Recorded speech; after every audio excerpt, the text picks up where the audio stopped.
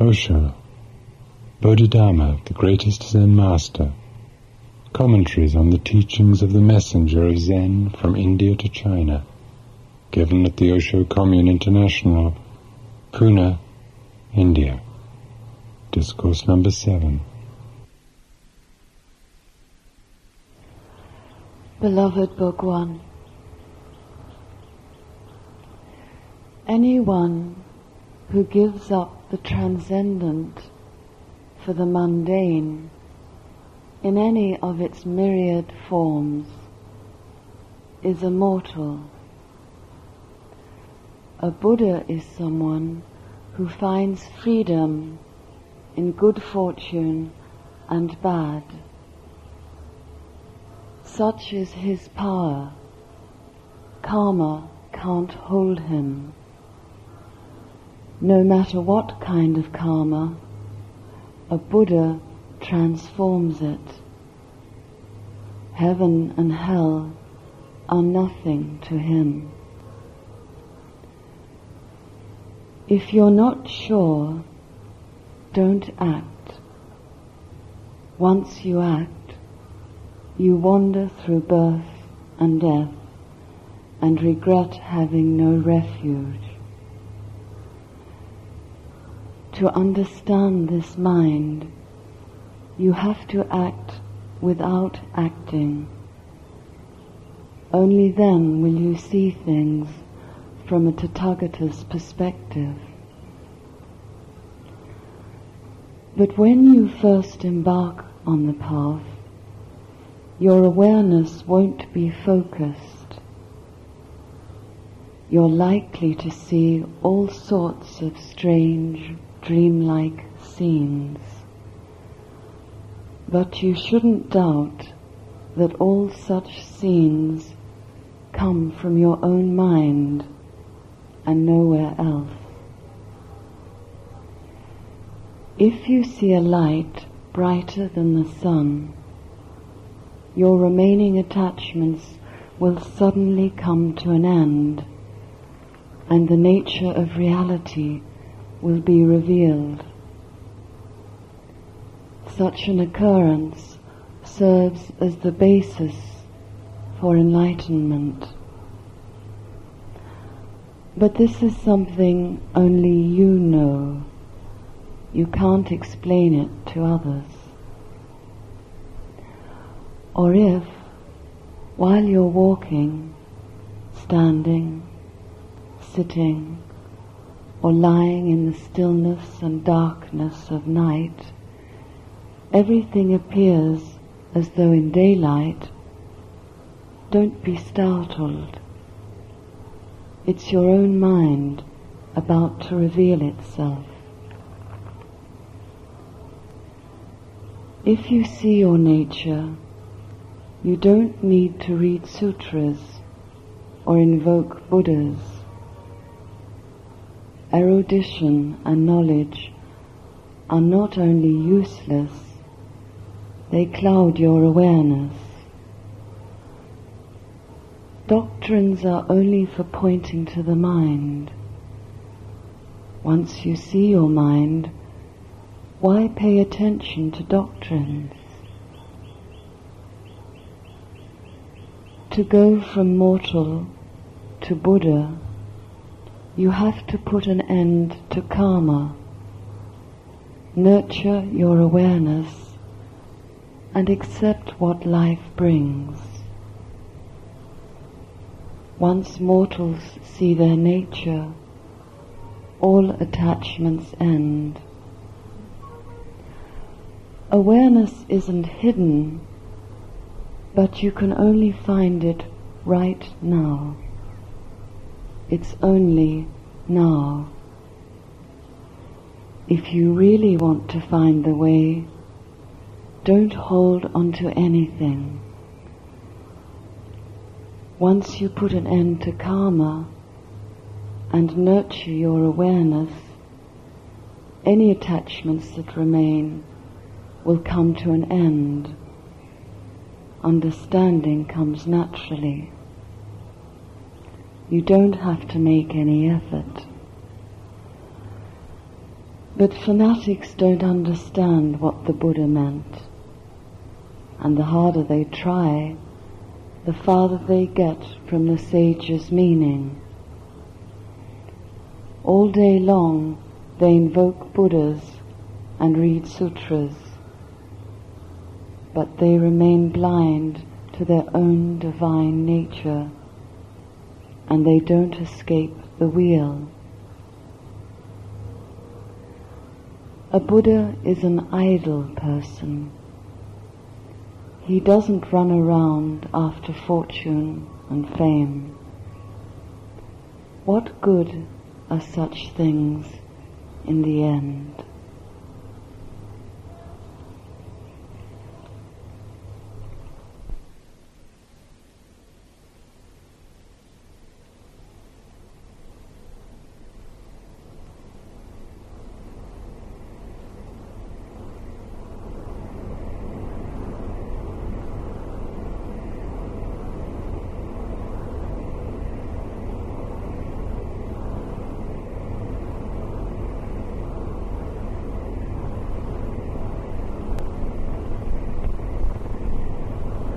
Bodhidharma does not divide the world into matter and spirit.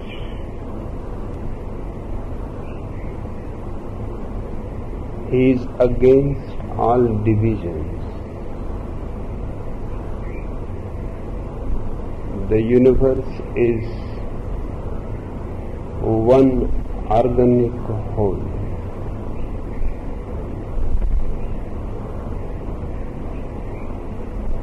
But there seem to be divisions,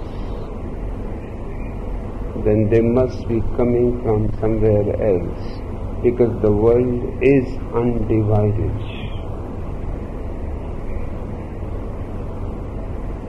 They come from your consciousness. If you are not conscious, you are a mortal. If you are conscious, you are immortal. If you are unconscious, you look the world as mundane, and that which is beyond the world as sacred. But if you are conscious, aware, enlightened, a Buddha, then there is nothing mundane and nothing sacred. Then everything is one. This oneness has to be deeply understood. Divisions come from our consciousness or unconsciousness. It is our perspective. Just like the blind man standing in the sun is still in darkness. It is not that there is darkness outside of him. It is bright light, a beautiful morning, the birds singing praises and welcoming the sun.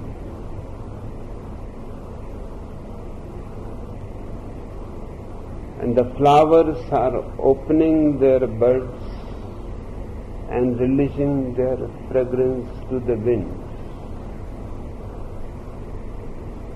It is a tremendous experience, but for the blind man, there are no colors, no flowers, no sun, no light.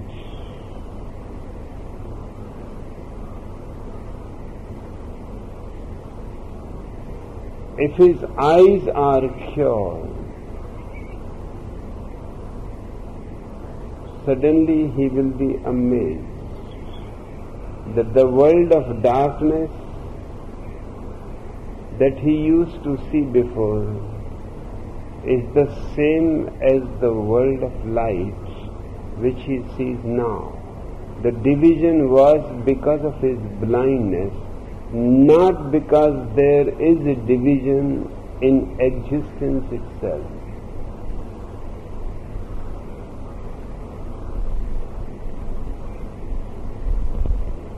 On this point, Bodhidharma has a tremendous contribution to make, because most of the philosophers of the world and founders of religion have always divided the mundane and the sacred, the material and the spiritual, without knowing that the moment you divide existence as material and spiritual, you are also dividing the man in body and soul. And a man divided within himself is a house divided which can fall any moment. And a man divided within himself is always in a constant fight with himself. His whole energy is wasted in fighting with himself. He cannot use his energy in a beautiful flowering. Springs come and go, but he has no energy to bring flowers. He is exhausted. Perhaps the vested interests of the world have always wanted men to be tired and exhausted. It is supportive to their vested interests, because a man overflowing with energy cannot be prevented from being a rebel. A man tired and exhausted cannot be provoked for any rebellion against any injustice, against any exploitation. He has no energy for it. He is living on the minimum, while he could have lived at the maximum. But a basic conspiracy against man has been done down the ages. Divide, and that is the fundamental principle of all rulers. Divide and rule. And religious preachers, priests have not been anything else than politicians. Their whole desire is also to divide and rule. An undivided individual cannot be enslaved. This division is a kind of castration. Just see the beauty of a bull. You cannot force him to carry your cart.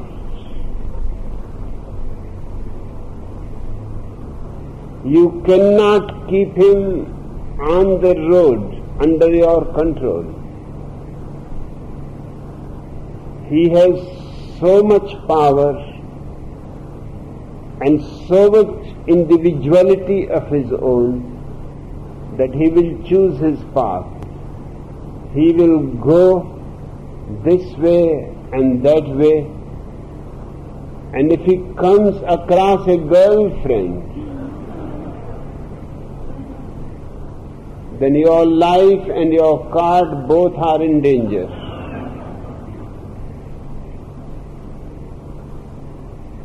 But just look as a bullock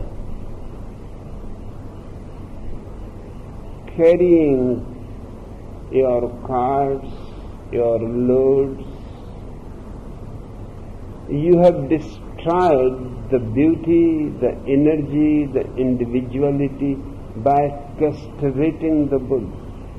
It is the same, but now without any energy.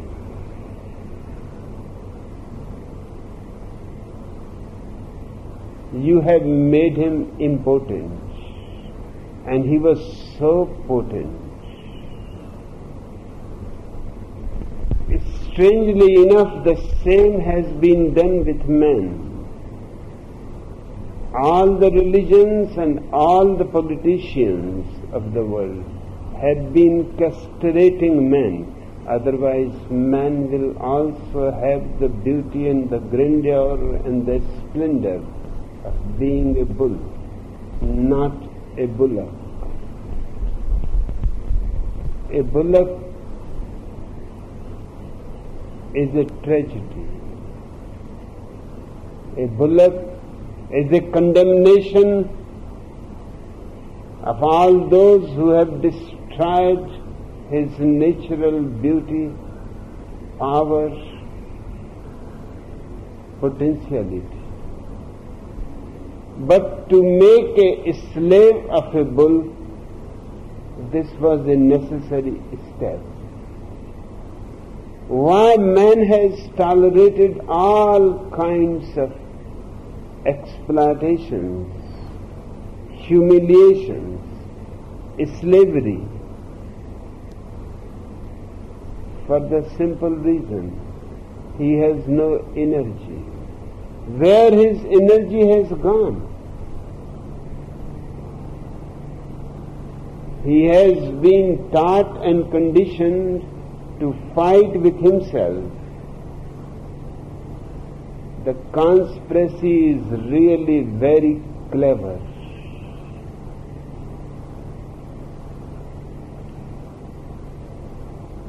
By fighting with yourself, you are destroying yourself. Bodhidharma's singular teaching is to know your self-nature, which is undivided, which is neither sacred nor profane, which is neither material nor spiritual, which is transcendent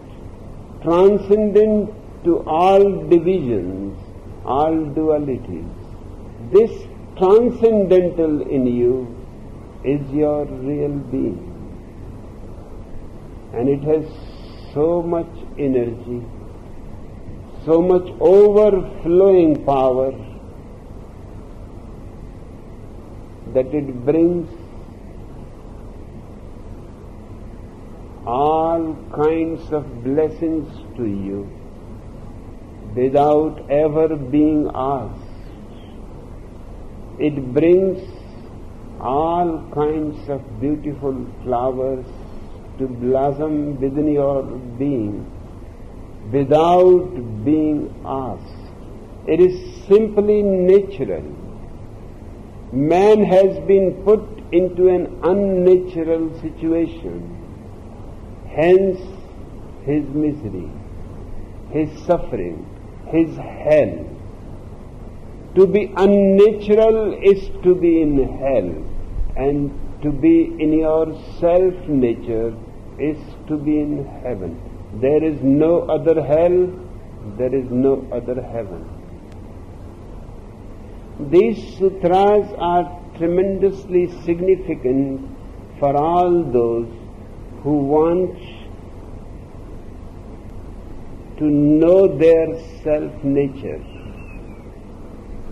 because that is the ultimate wisdom, and out of it all your actions become beautiful, gracious, good, without any effort on your part, just naturally.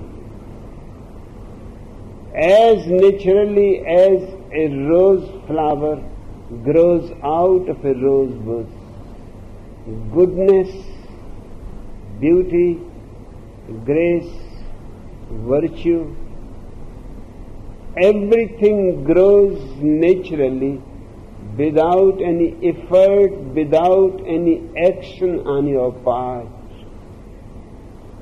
Once you know your self-nature, this is the greatest knowing in the whole of existence.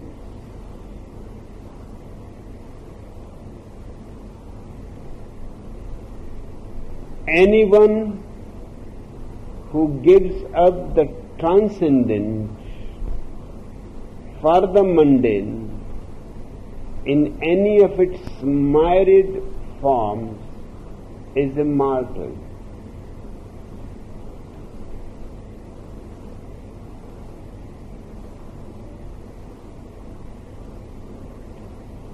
To give up the transcendent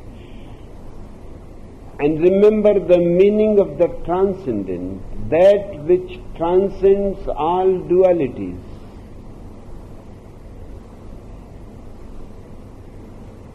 Anyone who forgets the language of oneness with existence unnecessarily becomes a martyr. Then there is death against life. Then there is body against spirit. Then everything has its polar opposite. Then there is love as a polar opposite to hate. But remember one fundamental thing. The polar opposites are exchangeable.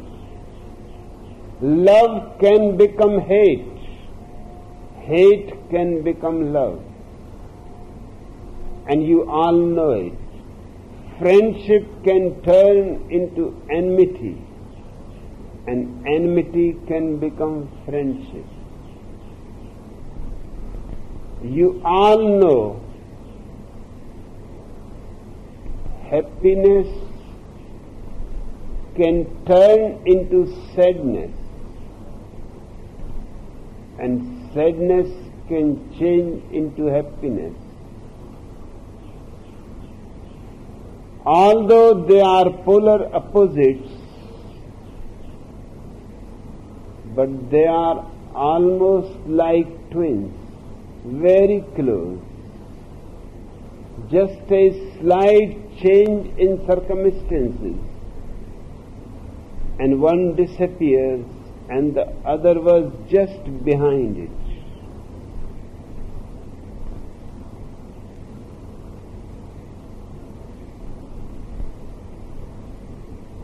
So remember the transcendent. Existence belongs to the transcendental. Don't divide it. Otherwise you will be continuously tortured by the duality. A Buddha is someone who finds freedom in good fortune and bad. It does not matter to a man of awareness whether he is successful or unsuccessful, whether he is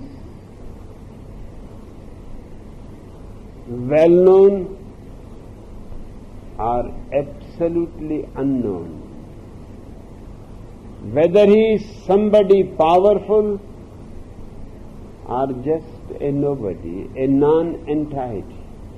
To a man of awareness, all these dualities don't matter at all, because awareness is the greatest treasure.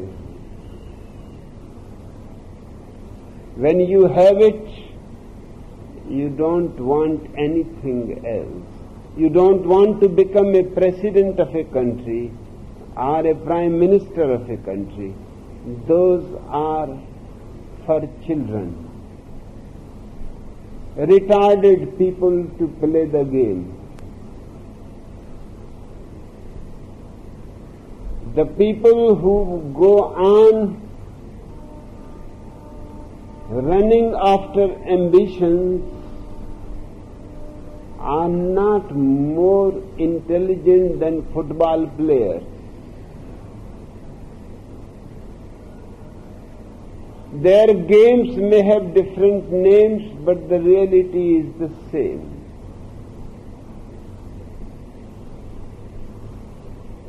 And they suffer continuously.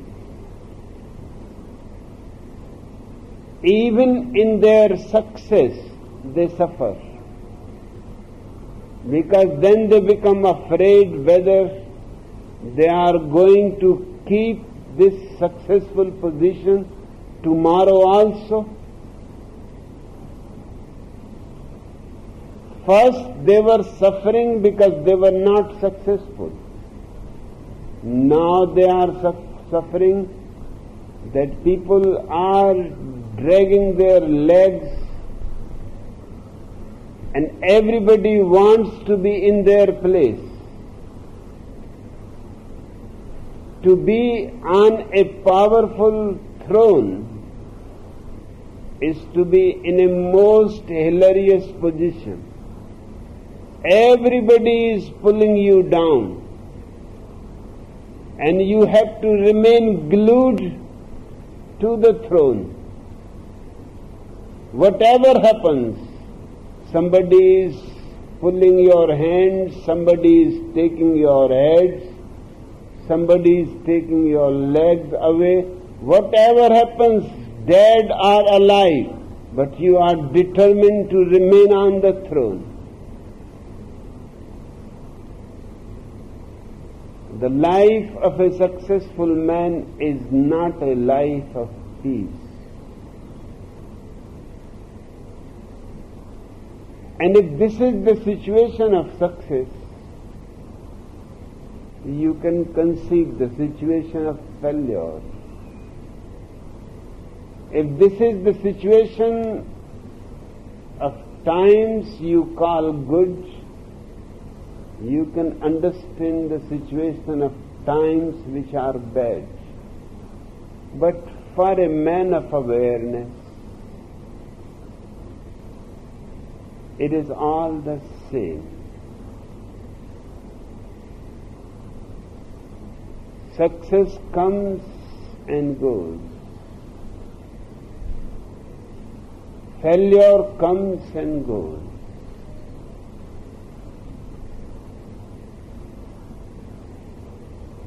You remain untouched and aloof. This aloofness, this untouchedness is your transcendental self-nature. Nothing makes even a scratch on you.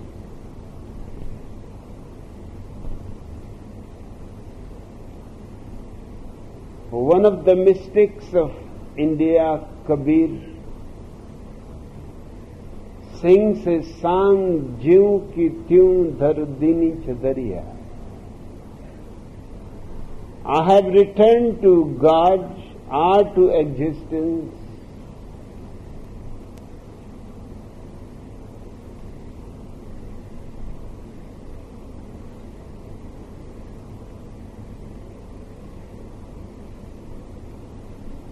the clothing that he had given to me to live in the world without any change. I have not made it dirty. Not even a particle of dust has gathered on it. I have put it back into his hands exactly as fresh as he had given to me. This is the experience of an awakened man. He lives in the darkest nights in the same silence, in the same peace as he lives in the brightest day. He never makes the division. He remains always transcendental. He remains always above any divisions. Divisions are left far behind. Such is his power. Actions can't hold him. No matter what kind of action, a Buddha transforms it.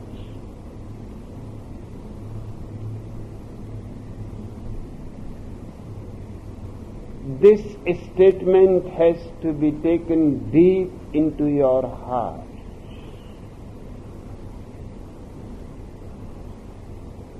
You have heard the story of Greek mythology of King Midas, who has been praying his whole life to God that just grant me one wish,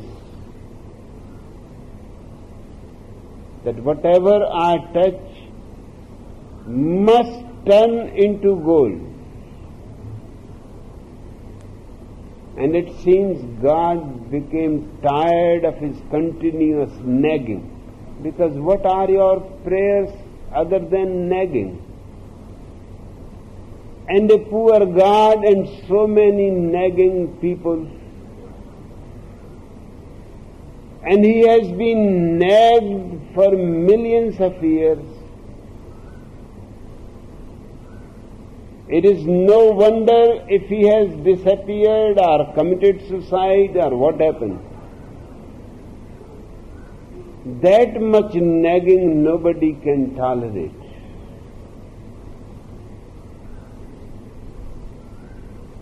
Finally, the gods granted him the wish that whatever you will touch will turn into gold. And now leave me at peace.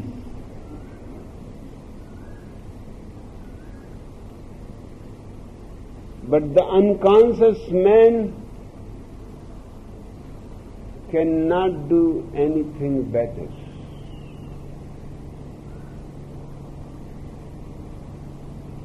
Friedrich Nietzsche is right when he says that if all your prayers were fulfilled, you will be in utter hell.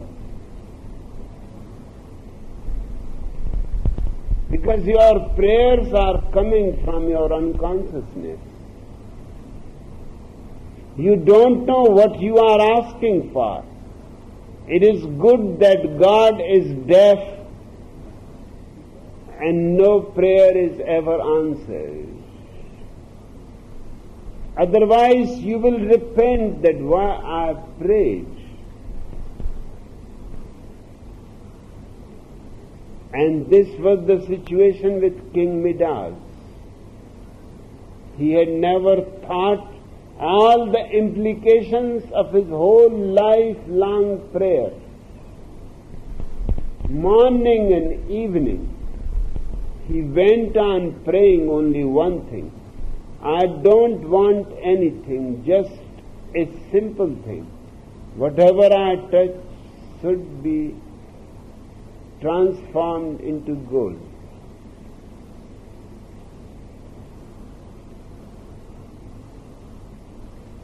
But as the prayer was granted, he became aware of its implications. He could not eat because whatever he will touch turned into gold. He could not drink because by the time his lips will touch the water, it will turn into gold. His wife escaped. His children left him. His friends stopped coming to him. Even his servants remain alert. All his great courtiers forgot to come to his court. He used to sit alone, hungry, thirsty,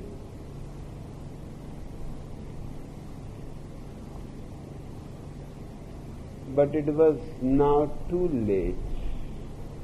It took his whole life to pray, to get the wish.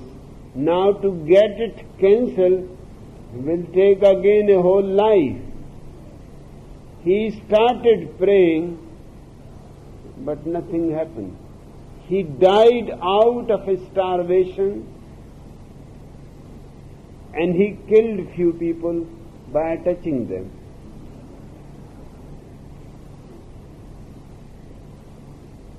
He certainly made a gold palace by touching his house. All his furniture became gold. But what is the purpose of it? He suffered so badly as perhaps nobody has ever suffered. And he was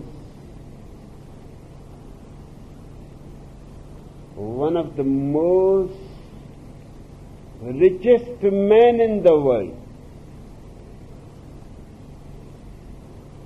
You have heard about green fingers. Gardeners have, great gardeners have. Whatever they touch turns into green. King Midas had golden fingers. Whatever he touched turned into gold. But he lost his wife, he lost his friends, he lost his courtiers, he lost everything. Although he was the most successful and the most rich man. A man of awareness, a Buddha, also has a transforming power. Whatever he touches becomes blissful. Misery comes to him and he finds in it something blissful. Sadness comes to him and he finds something immensely beautiful and silent in it. Death comes to him, but he finds only immortality in it. Whatever he touches is transformed. Because now he has the transcendental perspective, and that is the greatest power in the world. Not power over anybody, but simply your intrinsic power. Night becomes as beautiful as day.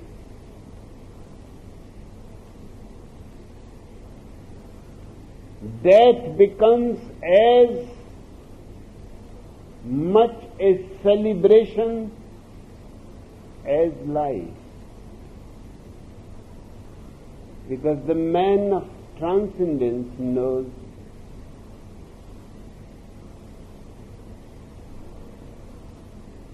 that he is eternal. Lives come and go, deaths come and go, he remains untouched. He remains always beyond. This quality of remaining always beyond is the true enlightenment. Heaven and hell are nothing to him.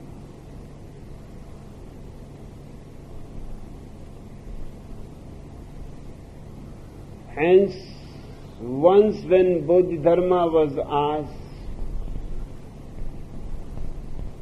"What do you say about heaven and hell?"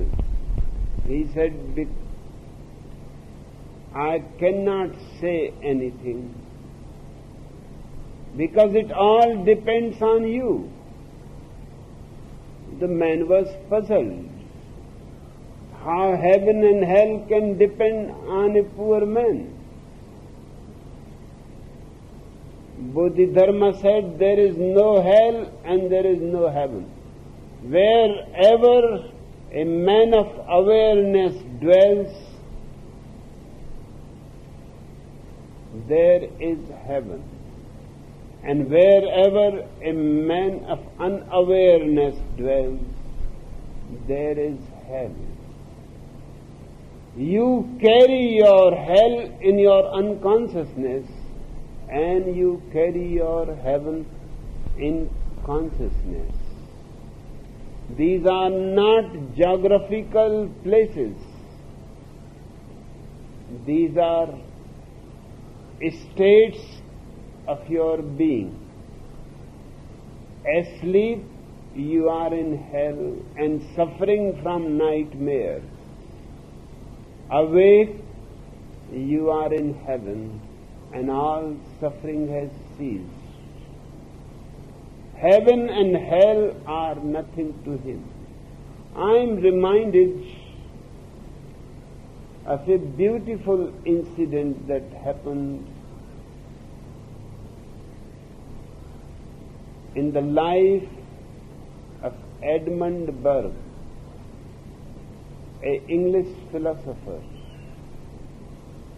He had great friendship with the Archbishop of England, and the Archbishop of England is equal to the Pope. As far as the Church of England is concerned, he is the representative of Jesus Christ. Edmund Burke and the Archbishop both were great friends because they had studied together in the university.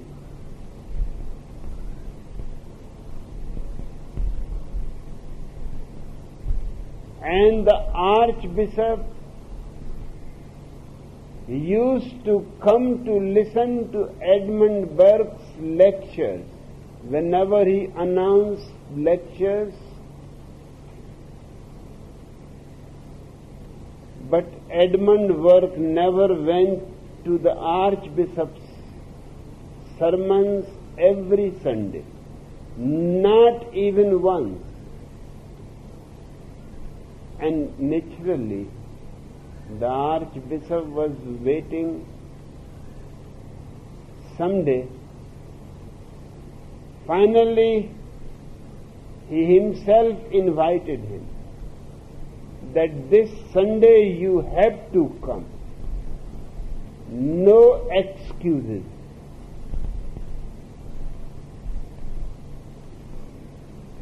And he has prepared his life's best sermon. He wanted to impress Edmund Burke, and he constantly looked at him because he was sitting in the front row. And he was feeling great fear because he did not see even a sign on the face of Edmund Burke that he is impressed or moved, although he was shouting and beating the table and doing every kind of gymnastics that Christian missionaries are trained to do. But Edmund Burke remained silent without saying a word. The sermon finished. They both moved in the same car. Edmund Burke was still silent. The Archbishop was thinking perhaps he will say something now. And his house came, and he was getting out of the car, and the Archbishop could not contain his temptation to ask that you have not said anything about my sermon. Say anything, even if it was not good, at least say it. Otherwise, I will continuously think over it. What was your impression? Edmund Burke said, it was neither good nor bad, it was simply stupid.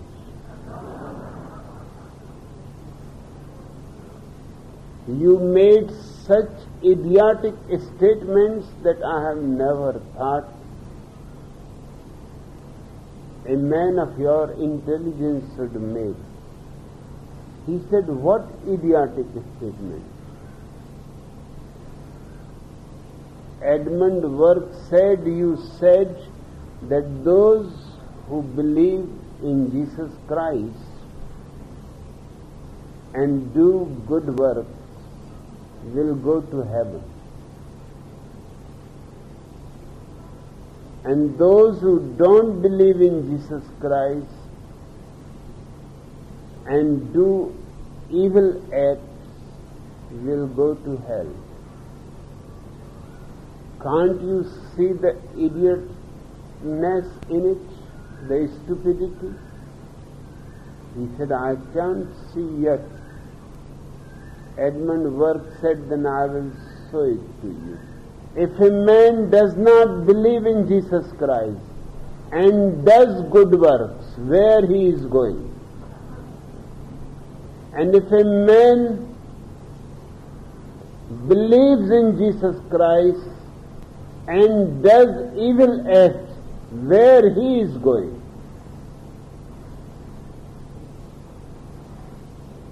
Are good works and evil acts to be decisive? Then the belief in Jesus Christ is superfluous.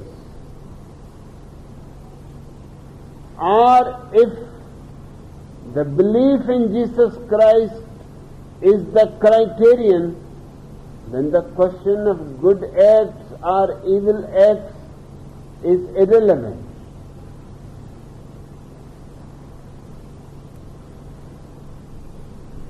The Archbishop has never thought about it. Perhaps no religious person ever thinks about it. That a man can be absolutely religious without believing in any religion. That a man's life can be absolutely the life of wisdom and goodness without believing in any God, without believing in any prophet, without believing in any savior.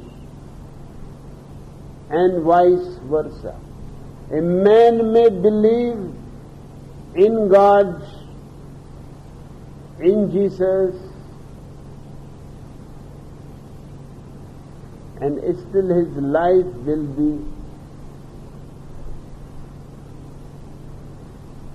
nothing but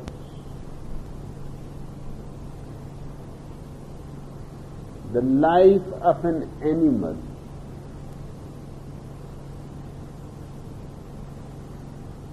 The Archbishop said the question is very difficult and I have never thought about it. You will have to give me 7 days.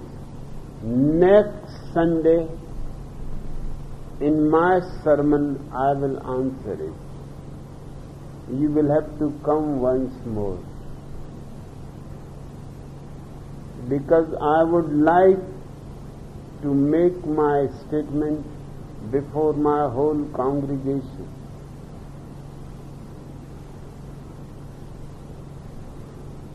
Edmund Burke gave him 7 days. Those 7 days were of great torture. He worked from this way and that way, but he could not find any solution. Either he has to insist that belief in Jesus Christ is the criterion, then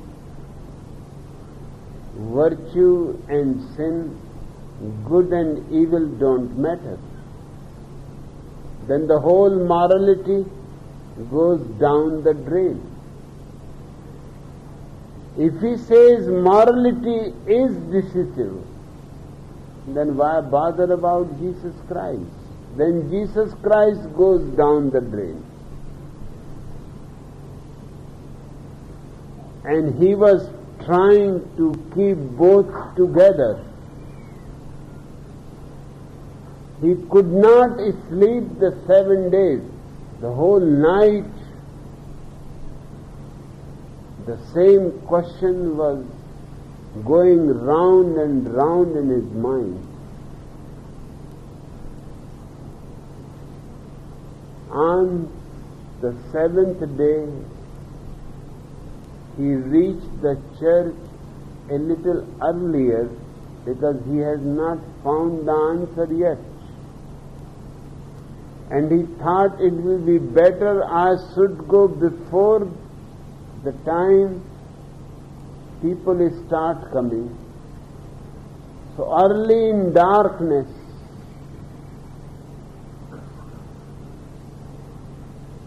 to pray to Jesus Christ himself that you show me the way.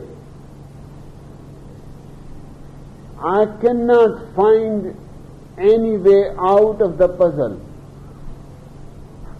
Whatever I decide seems to be wrong. And I have never been in such anguish. Help me. But he was so tired and he has not slept for 7 days. So just putting his head in the feet of Jesus Christ statue, he fell asleep and he dreamed a beautiful dream.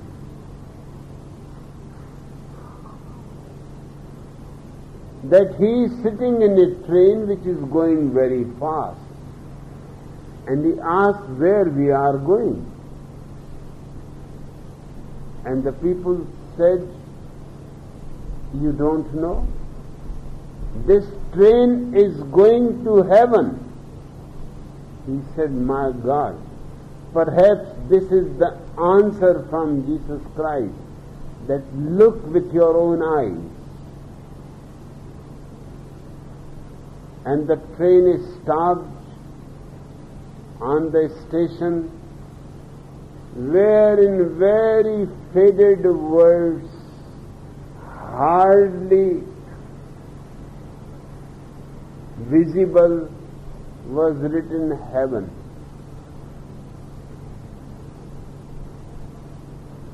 and all over it looked like a desert, a wasteland.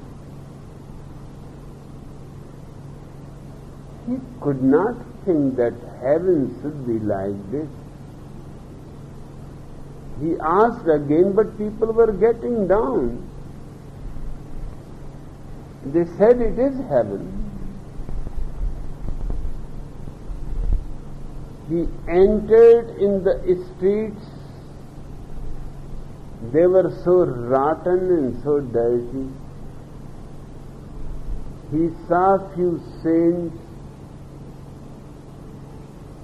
so dry and so dead, sitting under their trees, repeating continuously, Alleluia, Alleluia. He asked them, is it truly heaven? And they said, what do you think? What we are doing here? We are great saints, and with great austerity we have attained heaven. He said, a strange heaven, not a single flower.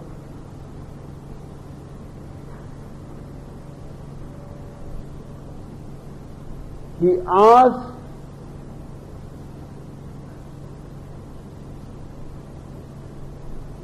a saint, that can I know, is Gautam Buddha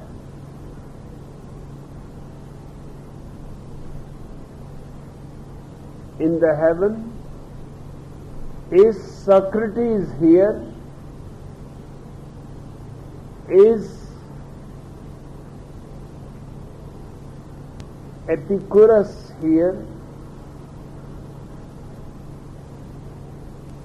Because all these people did not believe in God.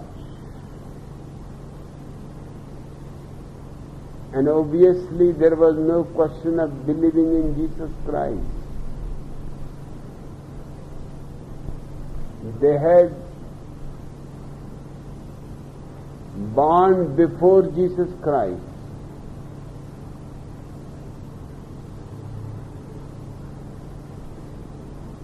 And the saint said, never heard of any such people here.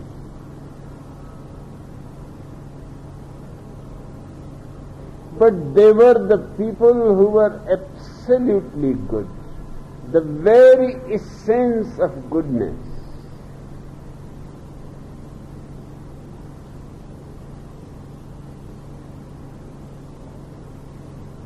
He rushed to the station and inquired, is there a train going to hell too? And they said, it is right now leaving, standing on the platform. So he went into the train towards hell.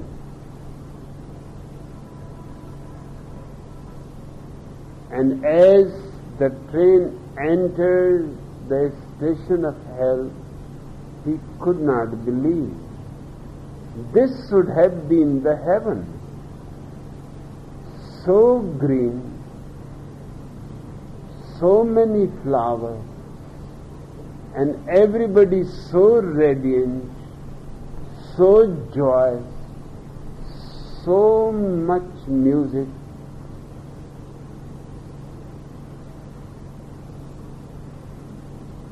As if it was some celebration day.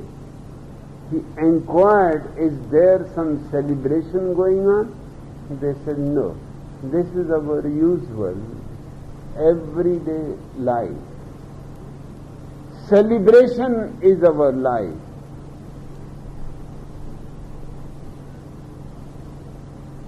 He said, can I ask, is Gautam Buddha here? Is Socrates here? Is Epicurus here? They said, they are all here. Just look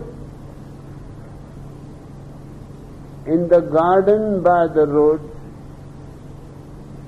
Gautam Buddha is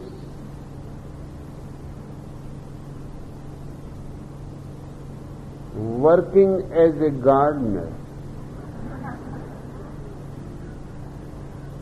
Since these people came, everything changed. Otherwise, hell used to be just like your heaven.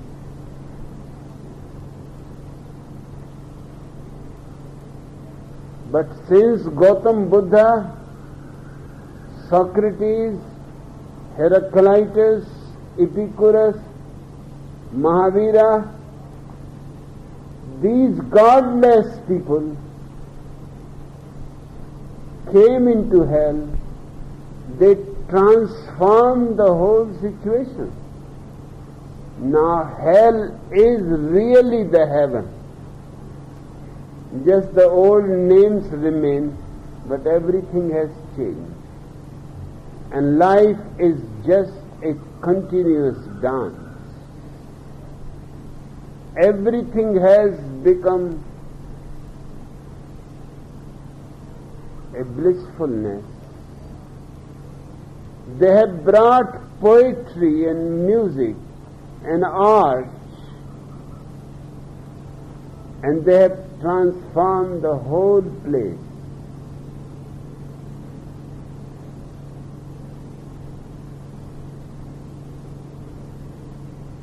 Seeing the situation was so shocking, he woke up. People have started coming. Edmund Burke was already sitting in the first row.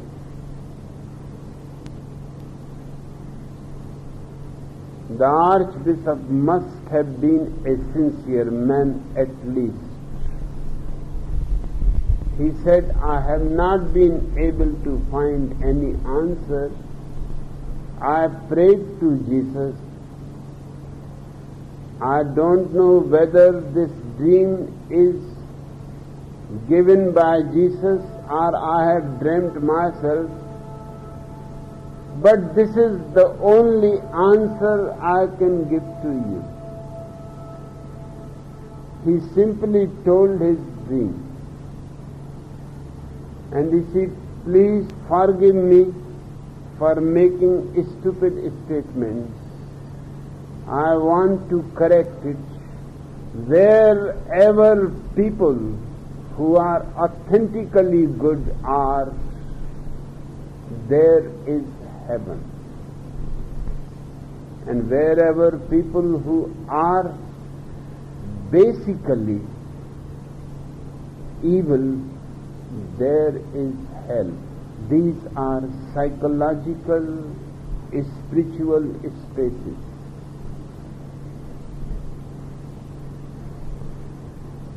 A Buddha transforms everything. If you are not sure, don't act.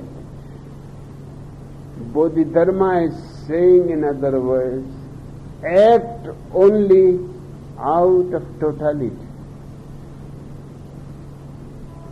And this kind of act is possible only if your whole being is totally conscious. And your action comes from your whole being. Not from a small part of your being. Then it cannot be total and cannot be sure. Act totally and act intensely, and act absolutely in consciousness and in spontaneity. And then whatever you do is good. If you act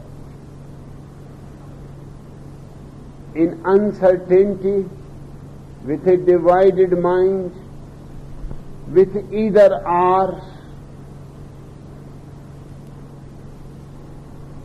with just a small portion of your mind as conscious and the major part as unconscious. Whatever you do, it is wrong. It may appear good,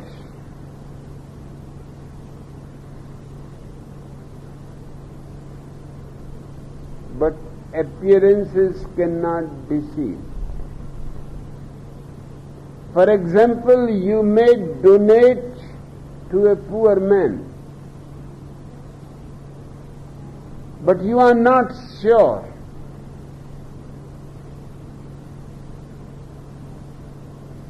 To any observer, it is a good act. You have helped the poor man. But to a man of the perceptivity of a Bodhidharma or Gautam Buddha, you have acted out of uncertainty. Hence, you have not really been compassionate towards his poverty. You are simply bragging about your compassionateness, about your kindness. You are simply fulfilling your ego. Nobody will see it. Everybody will see that you are serving the poor. But you can see that you are serving only your own egoistic idea of yourself, that you are a great public servant. The whole beautiful act has gone poisonous.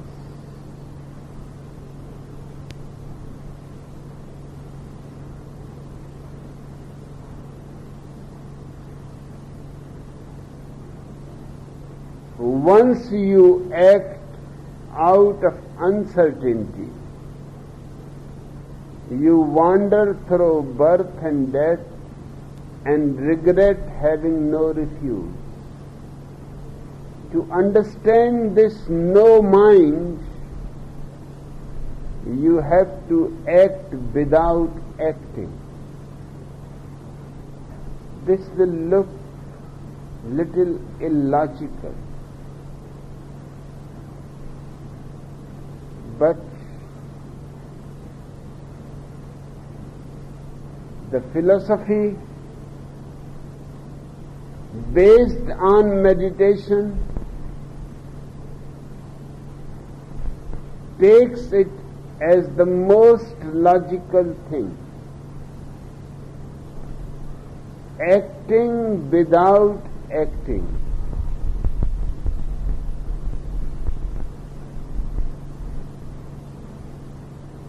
This is one of the fundamentals of Bodhidharma to be understood. What I call a spontaneous act is the same. That way, it does not create in your mind a conflict. What I call a total act is the same. Whenever you act spontaneously, you are not acting. The action is coming out of your life source on its own account. It is acting without action. When you decide to act, when you bring your mind in, when you bring your past experiences in, the action is your action. You have decided to do it. But when you allow existence to respond and your mind is no more interfering, You are in a state of no mind, in utter silence. You allow your self-nature to do whatever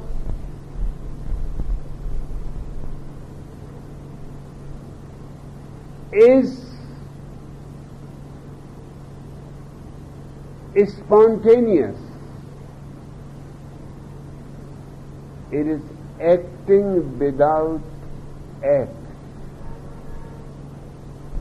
It is almost like a mirror.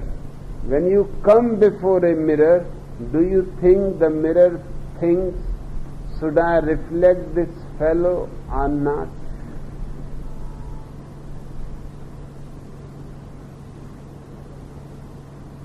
Do you think the mirror thinks that this guy looks like a mafia guy?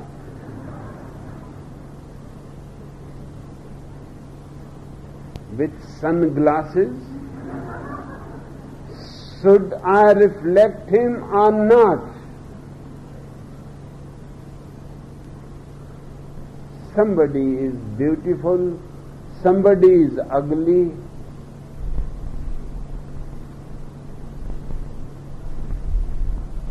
To the mirror, it does not matter.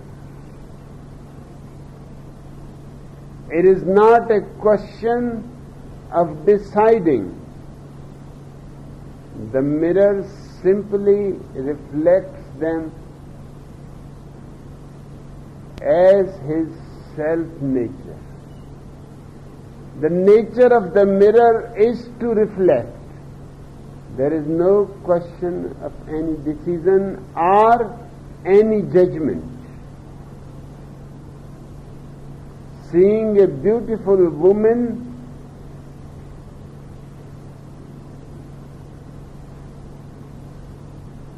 it does not appreciate it. Or seeing a man who looks like a camel, he does not hesitate even for a single moment whether to reflect this fellow or not. There is a beautiful story about one of the very great mystics, Astavakra. The word Astavakra means that he was the ugliest man you can conceive. On 8 points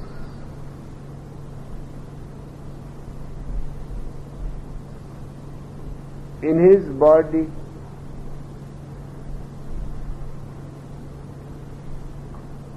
he was just like a camel. Nothing was as it should be. Everything was wrong. His eyes, one will be looking to the left and one will be looking to the right. His legs, one will be going this way, one will be going this way. He was a very strange fellow. How he managed is difficult to conceive. And there was going a great spiritual discussion in the court of the king Janak. And all great scholars of the country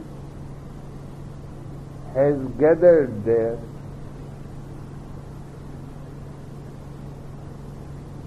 His father has also gone.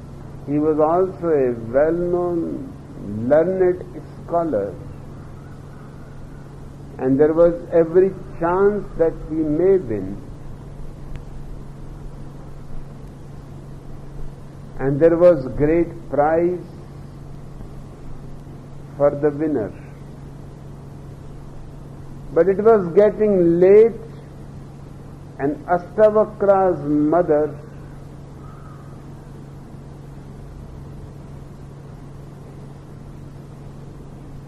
told him that you should go and ask your father that it is too late and the food is getting cold. You can come and take your food and then you can go back.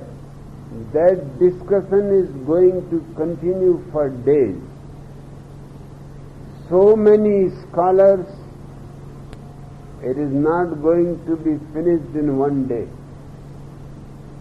So Ashtavakra went into the court of the king, and every single scholar started laughing. They have never seen such an ugly man. Everything was wrong.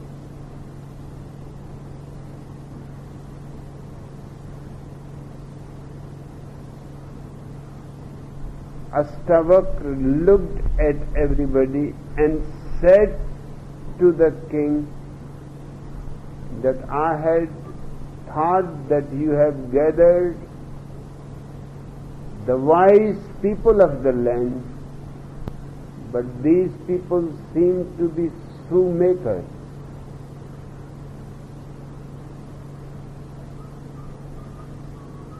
Because they can't see my being, they can only see my skin,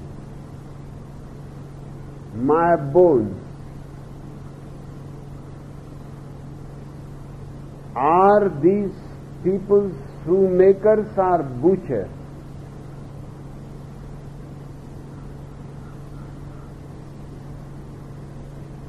Certainly they are not enlightened.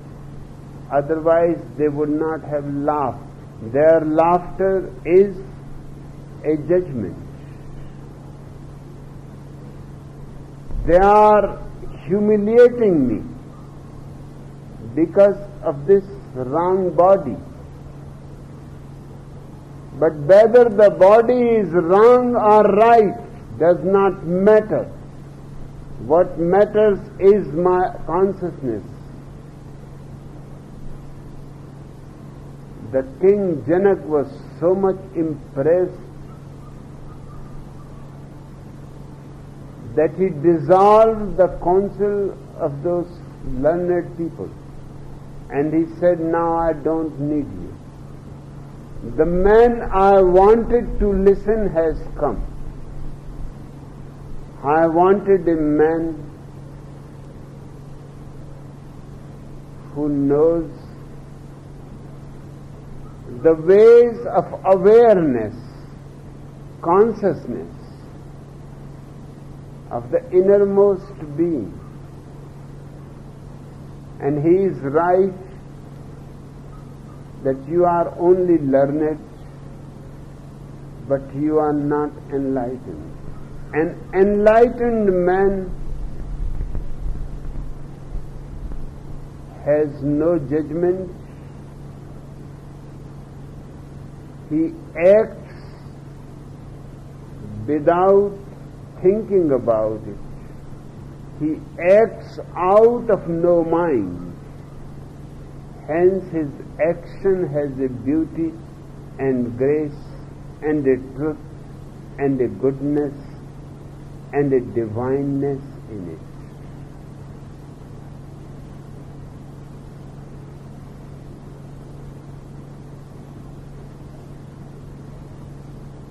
You have to act without acting.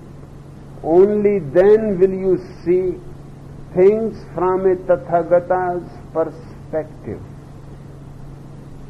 Unless you come to awareness, spontaneity, total action, action without act, you cannot know the perspective of an enlightened man. his vision towards things and life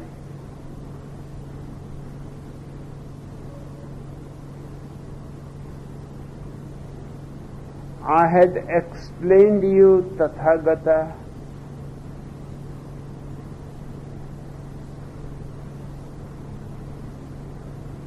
as a man who accepts everything as it is in its suchness.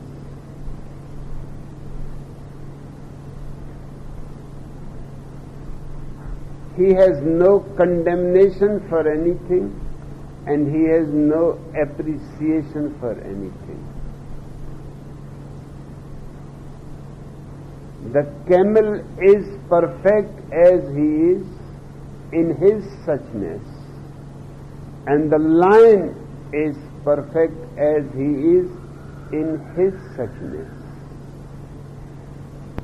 They are simply manifesting their own nature.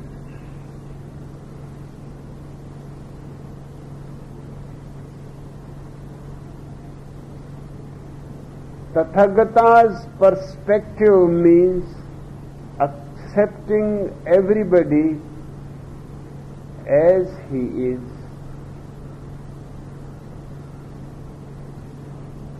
without any condemnation, without any judgment, respecting everybody as he is in his suchness. A Tathagata never interferes in anybody's life.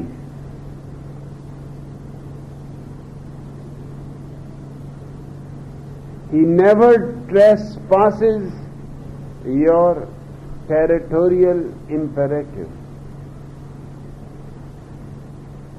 This is his non-violence. This is his love. This is his compassion. But to understand his perspective, you will have to come a little closer to his being. You will have to learn acting without act, acting without your mind interfering in it, acting with totality, and that is possible only when your whole being is full of light, when you are enlightened, when all darkness has been dispelled out of you.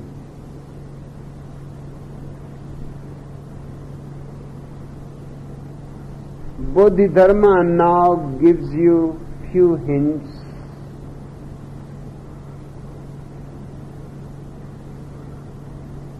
He has given you the goal, Tathagata. Now he gives you a few hints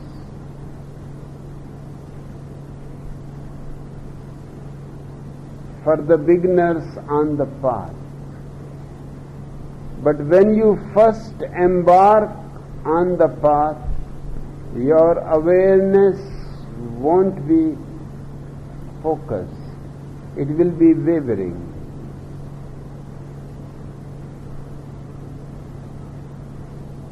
You are likely to see all sorts of strange, dream-like scenes, but you should not doubt that all such scenes come from your own mind and nowhere else.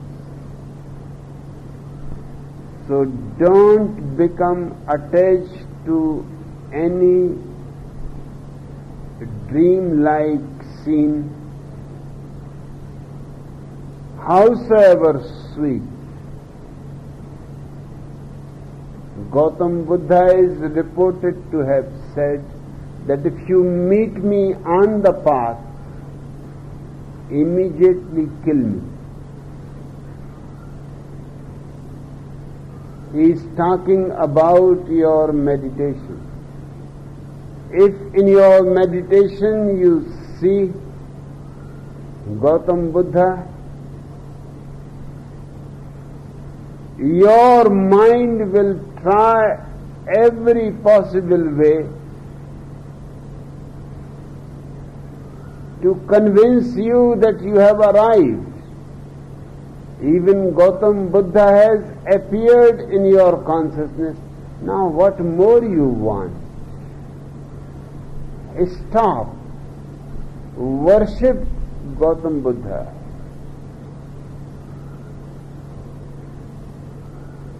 And so many so-called saints of the world have stopped only in such dream-like phenomena. There are Christian saints who have seen Christ and they have thought they have arrived. And the Christ is nothing but a projection of their own mind. No Hindu ever sees Christ. The Hindu sees Krishna. The Hindu sees Rama. No Christian ever sees Krishna or Buddha. These are our conditionings. The mind is carrying the conditioning of Christ or Krishna or Buddha, and when you become a little silent, the conditioning comes in front of you, and it is so alive that there is every possibility that you may get deluded. Hence, he is making you aware that anything that happens in your meditation on the path is just a projection of your mind and nothing else. Remove it away. Whether it is Buddha or Christ or Krishna, it does not matter. You have to go far. You have to go to a point where nothing appears, where all projections of the mind are left behind. Then you have reached to the transcendental. Then you have reached to your self-nature. But before your self-nature is revealed, one experience Bodhidharma suggests to remember. If you see a light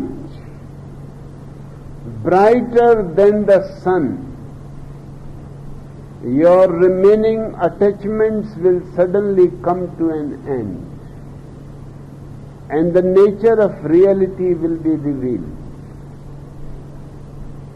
Such an occurrence serves as the basis for enlightenment.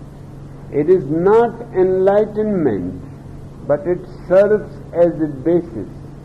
If you see a light brighter than the sun, because mind cannot project it. Mind can project only that which he knows. The mind can project the sun, but the mind cannot project a brighter sun that he has never known. If you see a light brighter than the sun, Kabir says that in his meditation he saw as if 1,000 suns have suddenly risen all around him. The light was so blinding that even to keep looking at it was scary. This is not enlightenment, but this is the beginning of two things: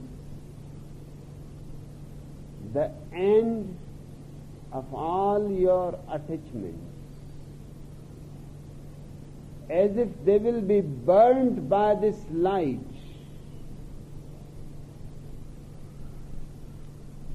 and a creation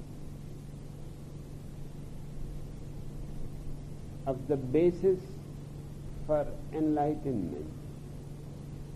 But this is something only you know. You can't explain it to others.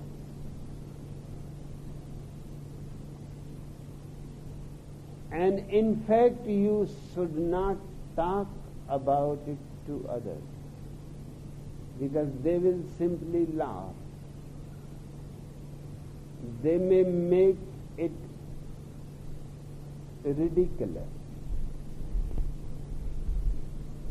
They cannot accept that you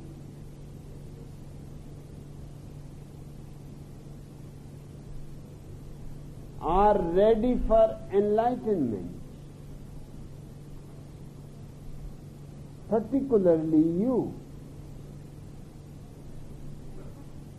whom they know perfectly well,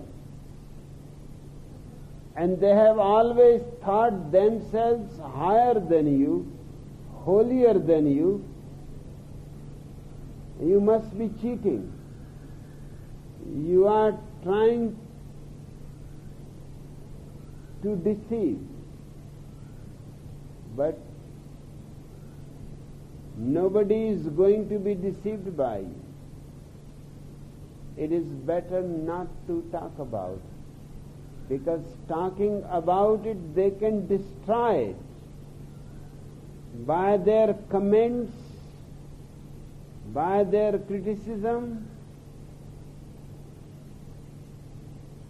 by their ridicule. They can destroy the very basis for enlightenment. It is better to keep it deep in your heart as a secret. It is so valuable, you should not bring it out before others.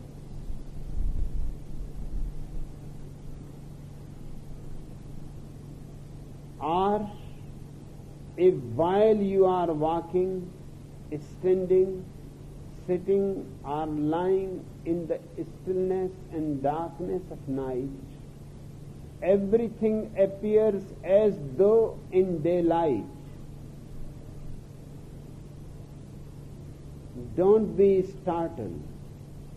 It is your own no mind about to reveal itself.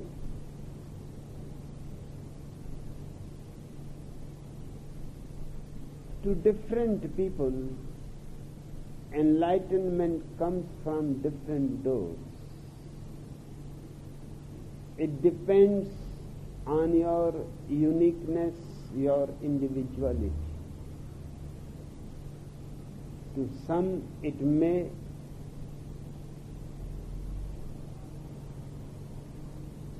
start with the happening of a brighter sun or 1,000 suns. To somebody else it may start, you are lying in your bed in the night, in darkness, and suddenly you start seeing things as if it is full daylight. Don't be startled. Don't be afraid. It is a good sign. it will create the basis for your enlightenment, and it will destroy your all attachments. If you see your nature, you don't need to read sutras or invoke Buddhas. Erudition and knowledge are not only useless, they cloud your awareness. They are not only useless, they are also harmful, immensely harmful. Doctrines are only for pointing to the no mind. Once you see your no mind, why pay attention to doctrine? There have been many instances of great masters. When they became enlightened, the first thing they did was to burn their scriptures.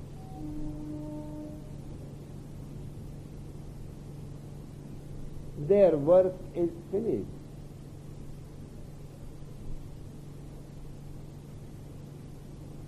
Their whole work was somehow to indicate to you, to yourself, to your self-nature. And once you have seen your self-nature, all those doctrines are just rubbish.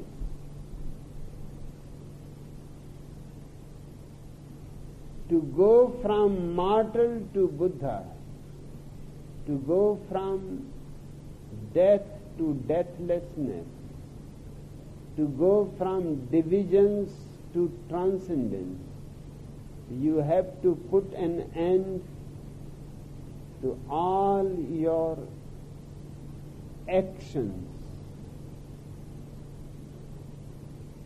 You have to learn the actionless action. Nurture your awareness and accept what life brings. These are points to be remembered by everyone who is walking on the path. Nurture your awareness. How one nurtures one's awareness. Don't miss any opportunity to be aware. Walking, walk with awareness. I can move my hand either without awareness or with awareness. Move your hand with full awareness, and it will bring a great grace to your hand and a great peace and silence felt inside. Eating, eat with awareness. Most of the time people are simply swallowing unconsciously. That's why they eat too much. Because their taste is not satisfied. If they were eating with awareness, then they will not be just swallowing. They will be chewing.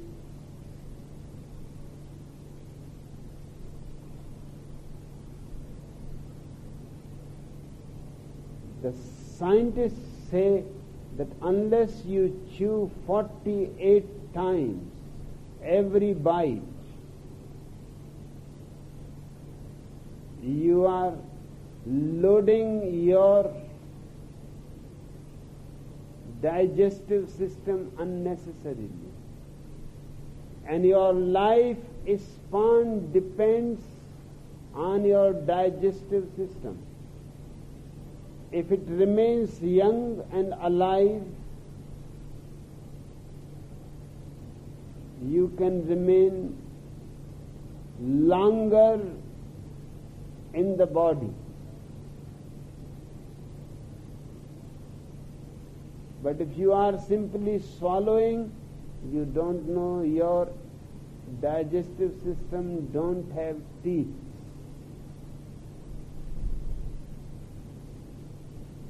It cannot chew. The chewing has to be done by you in the mouth. Beyond the mouth, there is no question of chewing. And the unchewed food is a load, is a burden. It hurts your digestive system, it hurts your intestines, it creates all kinds of troubles in your stomach. Just try one day to count 48 times, and you will remain aware because you have to count. You cannot go on thinking of other things. You have to be focused on your chewing and counting. 1, 2, 3, 4, up to 48, and only then you are allowed to swallow. Nurturing awareness means making everything an opportunity to be aware. So more and more awareness in 24 hours. Taking a shower, just don't take it unconsciously, mechanically, because you ever take it, always take it, so you know.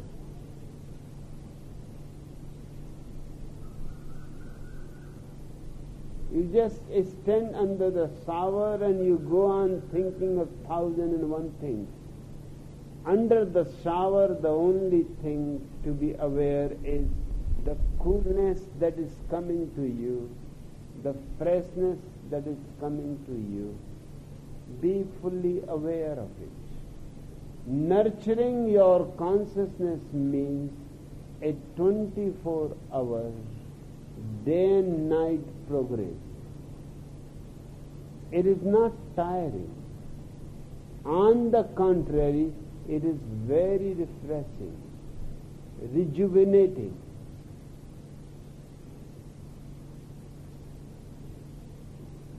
And the second thing, and accept what life brings.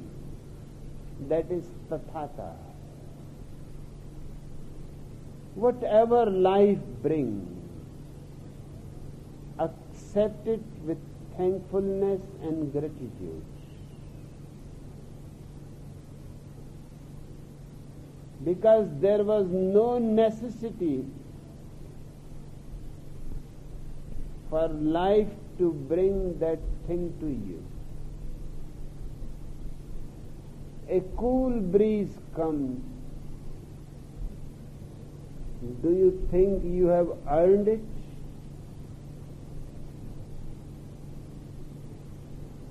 Do you think you deserve it? Do you think existence owes it to you? A beautiful cloud passes, a beautiful sunset, and all the colors on the horizon, a rainbow with all the 7 colors.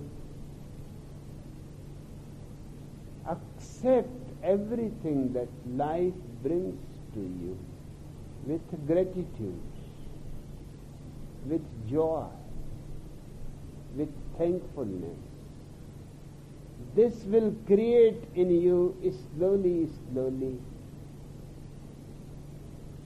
a deep acceptance of everything. And in that deep acceptance is hidden the transcendence.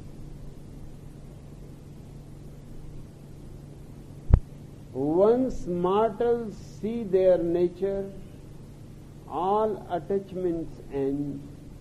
Awareness is not hidden, but you can only find it right now. It is only now. This statement has to be understood.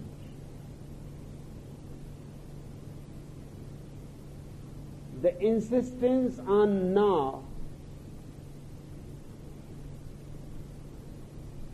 is to prevent you from postponing.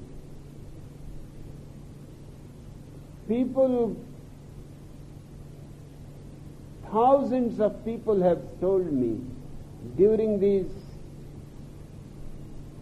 3 decades that I have been working with them that I will start meditation.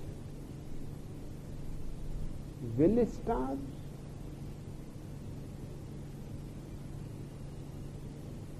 If you have understood the meaning of meditation,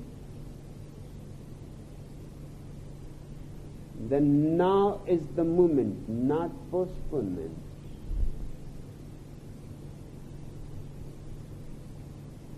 Postponement means simply you have not understood. Meditation is not yet on the top of your laundry list. It is somewhere at the bottom. First you will earn money, then you have to marry your daughter, then your son is going to the medical college, and then you have to make a house, and so on, so forth. The laundry list is infinite, and at the bottom of it, if God willing, you are still alive, most probably you will not be. Because the list is too long and your life is too short. You won't have time left to meditate. Death will come before meditation comes. Hence the emphasis on now. Because at least one thing is certain, death has not come, not yet. This is the moment you are certain you are alive. But who knows about the next moment? So don't postpone it even for a single moment. If you want to become an enlightened being,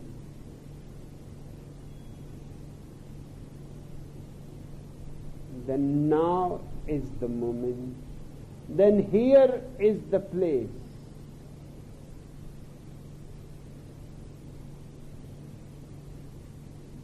If you really want to find the way, don't hold unto anything.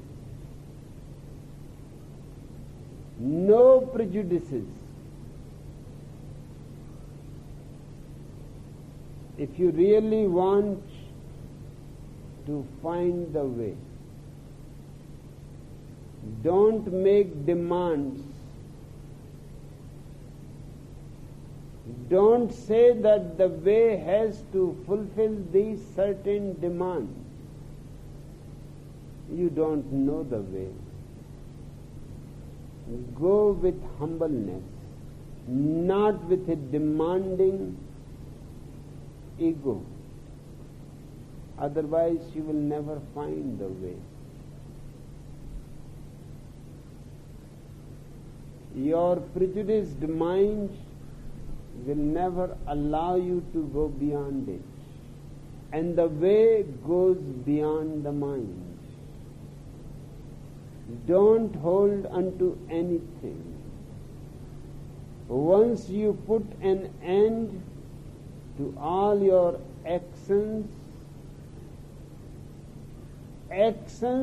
which are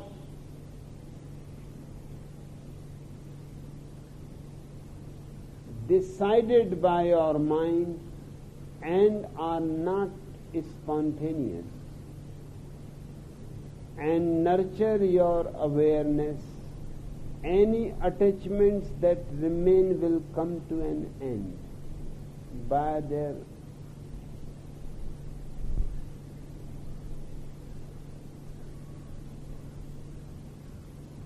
simply being understood as meaningless. As your awareness grows, your attachments decrease.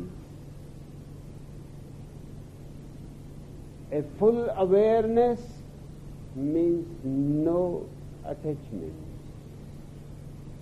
That does not mean that you can't have friends. That does not mean that you have to renounce the world. That simply means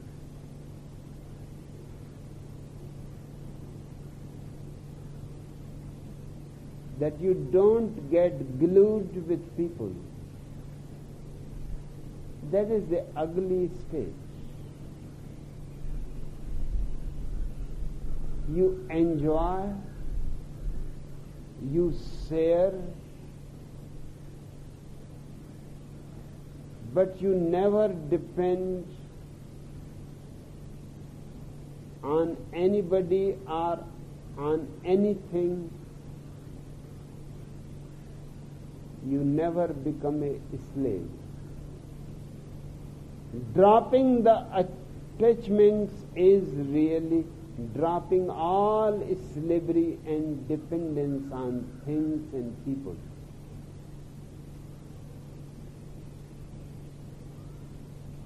It brings to you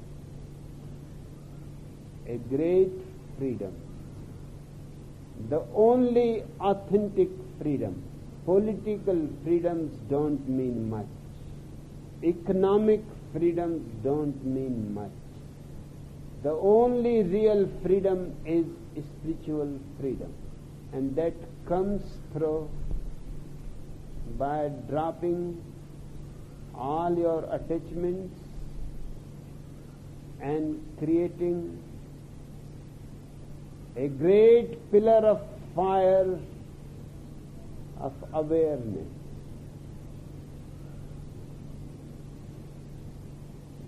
Understanding comes naturally. You don't have to make any effort. But fanatics don't understand what the Buddha meant, and the harder they try, the farther they get from the sage's meaning. All day long they invoke Buddhas and read sutras, but they remain blind to their own divine nature, and they don't escape the wheel. A Buddha is an idle person because he does not do anything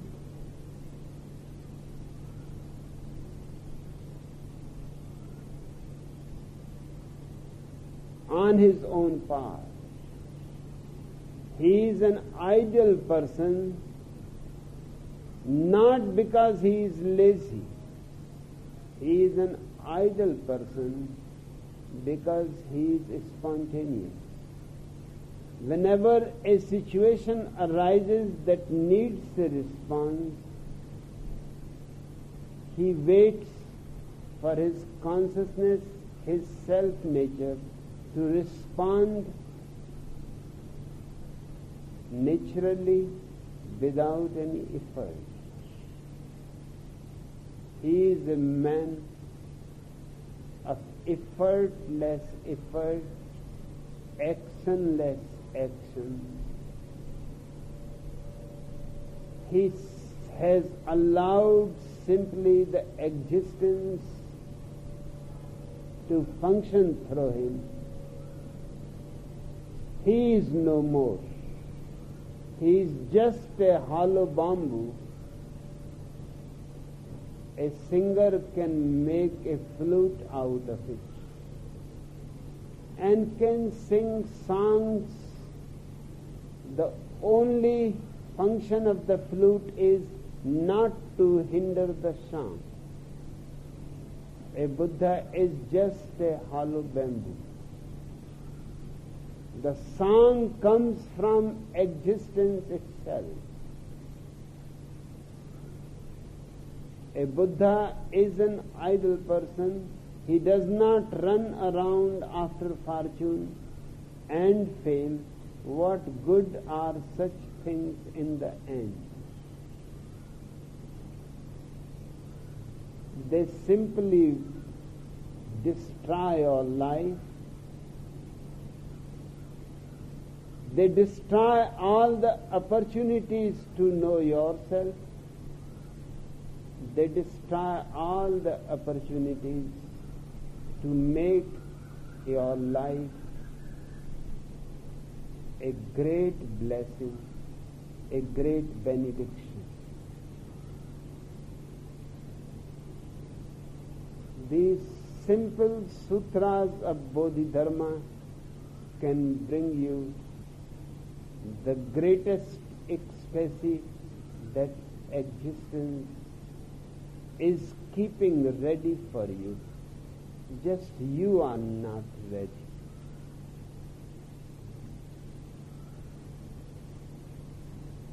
Get ready and claim your inheritance.